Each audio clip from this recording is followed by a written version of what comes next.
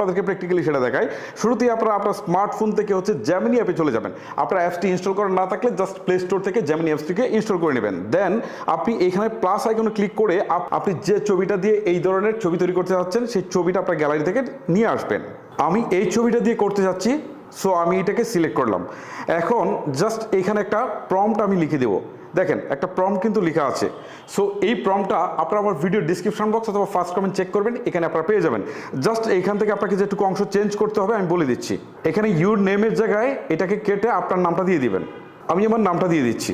এখন ফেসবুক আইডির জায়গায় আপনার ফেসবুক আইডির নামটা দিয়ে দিবেন। আমি নামটা দিয়ে দিলাম, ব্যাস আমার কাজ শেষ। এখন আমি তীর চিহ্নটাতে ক্লিক করে দেই আর কিছুক্ষণ অপেক্ষা করি ছবিটা তৈরি হওয়ার জন্য। আপনারা অপেক্ষা করুন।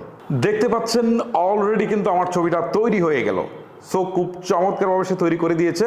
সো এখন ছবিটার উপর ক্লিক করব, ক্লিক করার পর উপরের দিকে ডাউনলোডের আইকনটা রয়েছে, এখানে ক্লিক দিলে এটা আমার গ্যালারিতে